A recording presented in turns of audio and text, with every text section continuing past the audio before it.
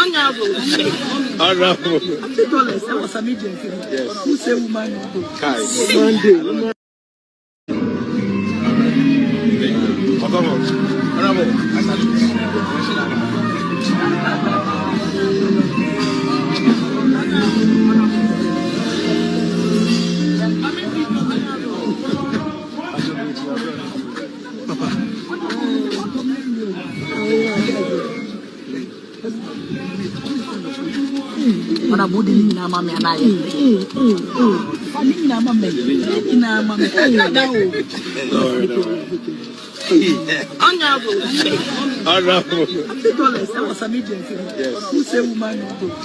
Monday. To create a government or a government that reflects the principles of probity and accountability. Now, I need to add that in this country, we play politics with everything. But I'm also a bit surprised that people want to compare this with the KWABENA saga. They are very different, as in the circumstances are very different, and we must not play politics, in my view, with everything. I think that for me, and I say the biggest stick, my take, what I take home with what has happened is the indication that the people of Ghana have given to our politicians. At least right now, we are not going to play games. Yeah. We are going to hold you to an extremely high standard. If we see you dashing $100, we are going to question you.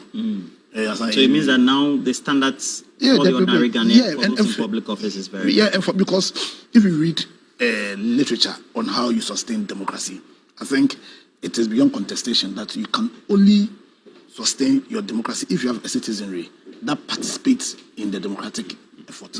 Understand? And our role is to hold people we granted our powers to accountable. And that's exactly the indication that people of Ghana have given to our politicians now. And I said another very massive positive is the reaction of Sami Denfe. And I must commend him for how he's reacted. And I hope that he and everybody who has been granted the privilege of using the powers we have granted them will understand that they must not depart from the purpose of those powers, that is, to save the interests of the people of this country. Dr. Tutuwine.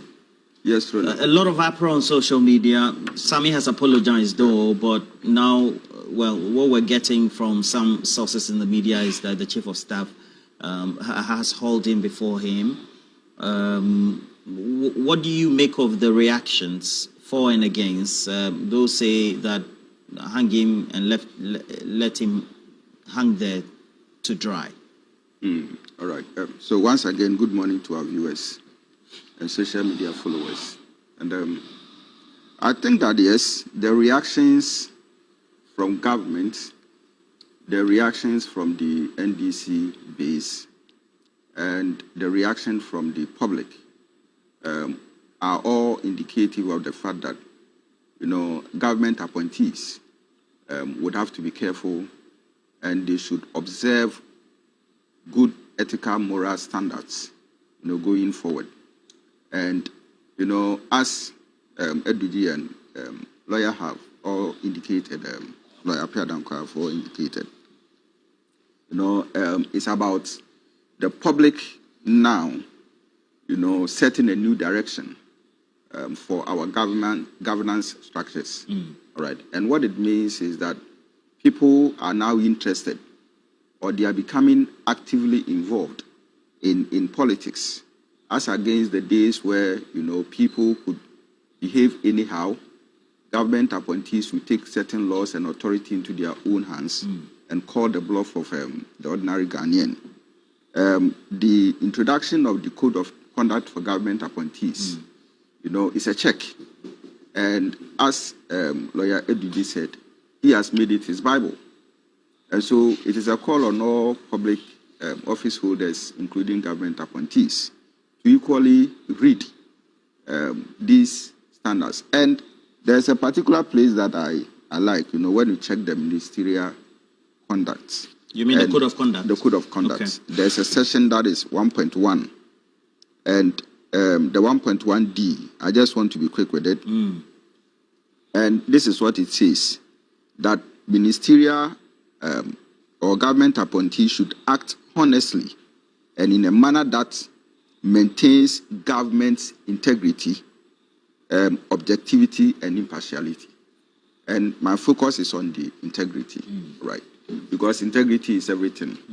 So for the NDC government to succeed or to probably fail in government depends on acts of its appointees and supporters, its leadership, on maintaining the integrity of the NDC in government. And that is very important. So any other acts, probably including giving out monies or receiving monies, probably whether you are giving it as a gift or receiving it as a gift or giving it as a bribe, would undermine the basic integrity of the party and government. And if you are not careful, that would be a problem for your government. And then when we check 1.2E. 1.2E. E, yes. I want to go along with you. So exactly. Since you are the lecturer here, so that will be. Yeah. So that one also says that I don't know why comport himself or herself in a manner befitting the trust and confidence placed on him or her. Comport himself or herself in a manner befitting exactly. the trust and confidence placed in him or her. Yes. So why is that significant? Yes. So trust is very important, just as integrity is important, right? Now, for voters to, follow you, the 1.7 million voters, to follow you and, keep you in trust. It is about your behavior and the confidence that you have in it, all right? So anything, any actions or inactions that would take away this kind of confidence and integrity, I mean, it will actually affect, the moral fiber, of the party. And if you are not careful, voters, the way they are behaving these days, is that they can decide to switch. And if they are switching and it becomes a kind of exodus, and that one will be very disastrous. They go in droves. Yes. And mass. Mass, So I feel that it is very instructive for, the government appointees to be circumspect and then actually focus, on the things that they are supposed to be doing, whether you are out, whether you are even speaking on phone. Because these days, technology has come a long way to the point that if you are not even careful, a joke that you are sharing with a colleague, a friend, when it hits, the public space, it will create a lot of problems for you. Now, to the reactions from the government side, I feel that it has been swift. The call by,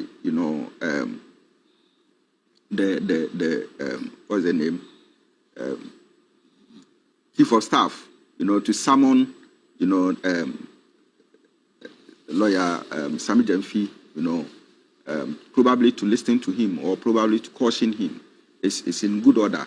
I wouldn't say that, the public sentiment that the man should be sacked or should be relieved of his position, is something that should be done. All right. As you move, people will pick experiences. People will fall.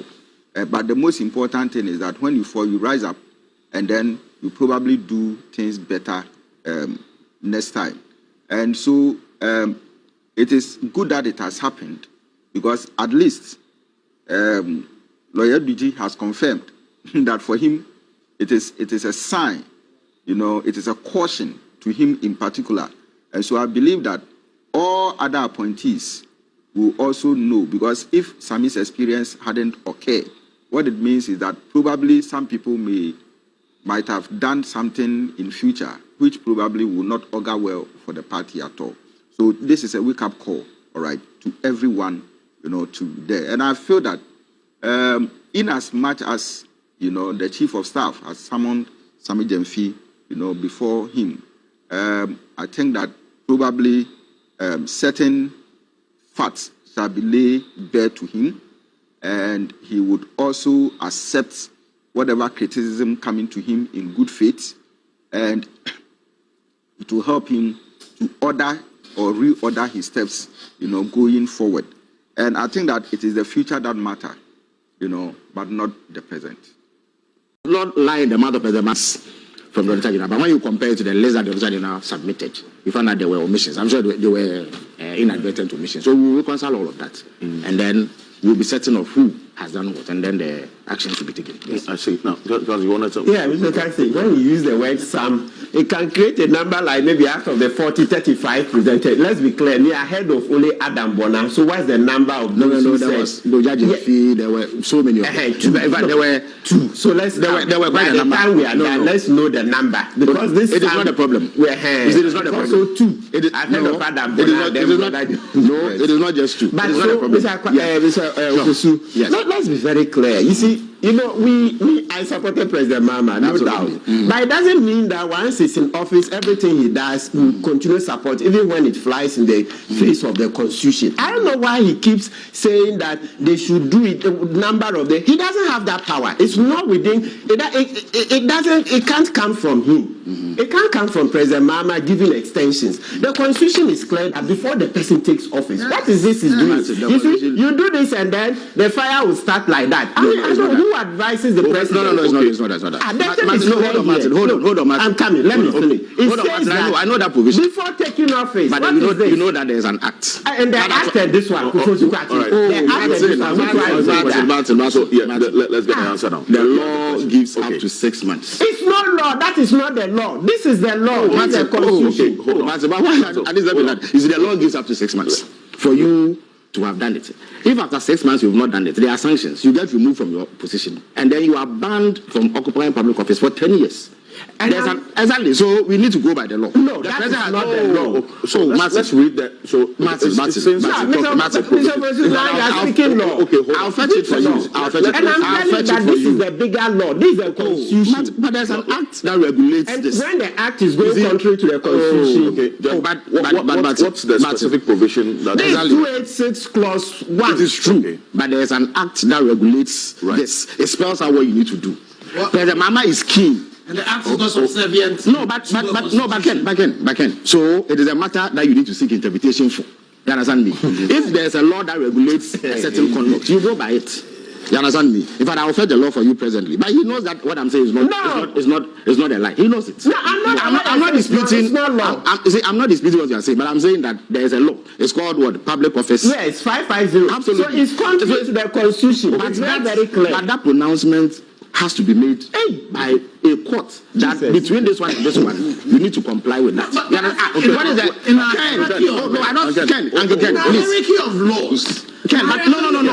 But you are the lawyer. Tell me. So why was the need for the act to be passed? Yes, so that's the mistake. To explain. Parliament makes mistakes all the time. There's a case I did. Number 3. So as we speak, Martin, I'm asking you because as we speak, is there any pronouncement from the Supreme Court that says that complying with the act is unlawful? No. I'm not a lawyer. You understand me? So we need to tarry in the way that we say this thing. But the point is that President Mahama is very interested in getting people to comply with the law. It is the reason why for the first time in our history, he has sanctioned persons who have failed to do this. That is an indication of a new direction. So I cited the law to show you that this thing is regulated. It is not just left in the Constitution. It is regulated. Indeed, the sanctions for not doing so are actually spelled out. So when he says that indeed it does not lie in the mouth of President Mahama to apply sanctions, it's actually true. But he has taken administrative measures. So essentially, Martin People is not wrong. Yeah, it's not. But I'm also not wrong, actually. Yes, and you are also I'm also not wrong. As I speak. Let's